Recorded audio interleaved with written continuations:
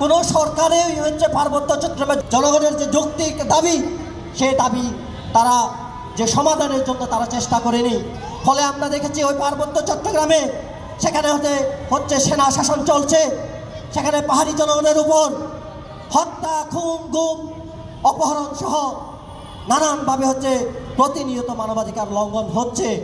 জুলাই গণঅভ্যুত্থানের যে আকাঙ্ক্ষা, সেই আকাঙ্ক্ষা কিন্তু পূরণ হয়নি। গণঅভ্যুত্থানের পরবর্তীতে যে অন্তর্বর্তী সরকার, সেই অন্তর্বর্তী সরকারের আমলেই জুলাইয়ের আকাঙ্ক্ষা বুলন্দিত হয়েছিল। সংগ্রামী বন্ধুগণ,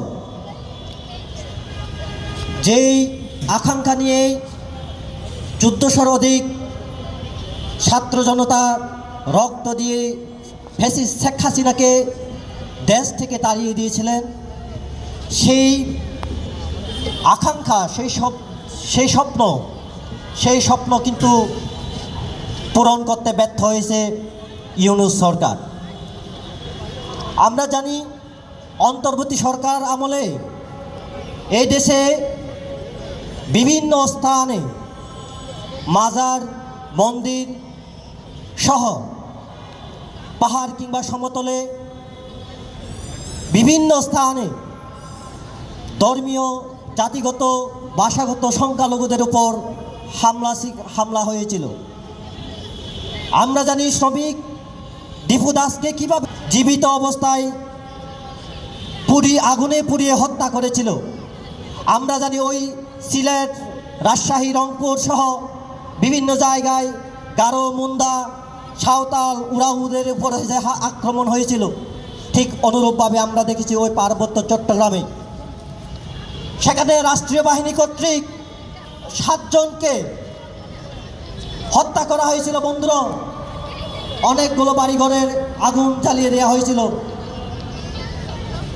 অর্থাৎ অন্তর্বর্তী সরকার আমলে 18 মাসে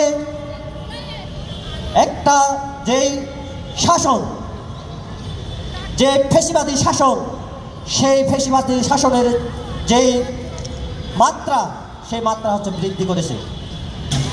আমরা তখন বলেছিলাম অন্তর্বর্তী সরকারকে প্রমাণ করতে হবে যে উনি ফ্যাসিস্ট নয় তার কাজে এবং কর্মে, কিন্তু আমরা দেখেছি সে ফ্যাসিস্টদের আচরণ তিনি করে গেছেন। বন্ধুগণ, আমরা একটি বৈষম্যহীন রাষ্ট্র চেয়েছিলাম, যে রাষ্ট্রের শ্রমিক, কৃষক, মেহনতি, জাতিসত্তা এবং ধর্মীয় সংখ্যালঘুদের যে সাম্য, মানবিক মর্যাদা প্রতিষ্ঠিত হবে।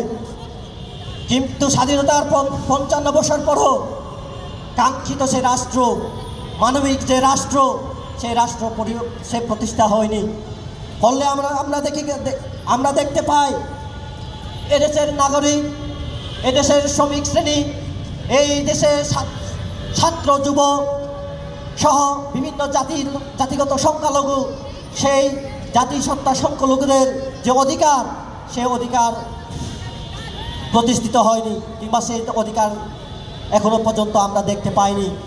বন্ধুগণ, পার্বত্য চট্টগ্রামের পাহাড়ি জনগণের যে ন্যায্য অধিকার, সেই ন্যায্য অধিকারকে বারংবার উপেক্ষা করা হয়েছে।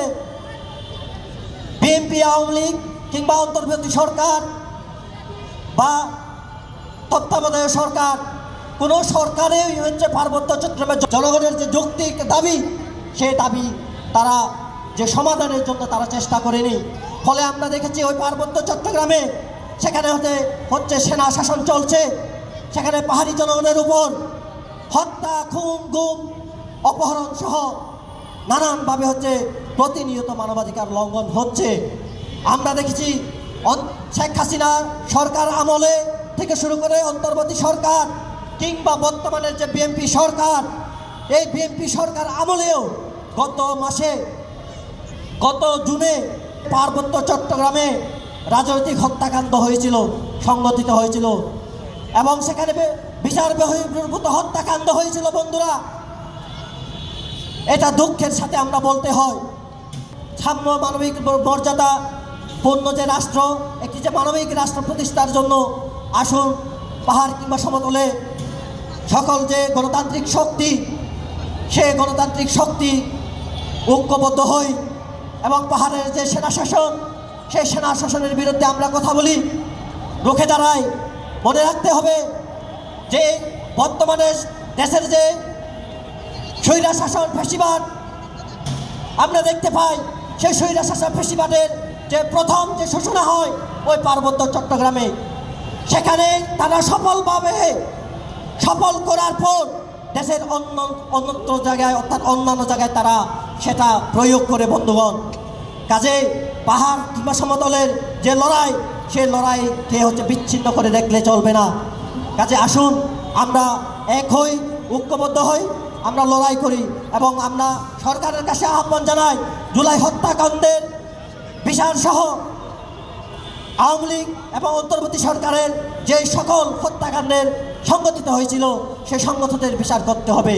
একই সাথে পার্বত্য চট্টগ্রামের যে সমস্যা, সেই সমস্যা সমাধানের জন্য সেখানকার জনগণের সাথে শান্তিপূর্ণ আলাপ আলোচনার মাধ্যমে সেখানকার পাহাড়ি জনগণের যে দাবি, যে পূর্ণ সাহিত্য শাসনের দাবি, সেই দাবি অচিরে মেনে নেওয়ার জন্য আমি বিএনপি সরকারের প্রতি আহ্বান জানিয়ে আমার বক্তব্য এখানে শেষ করছি। ধন্যবাদ সকলকে।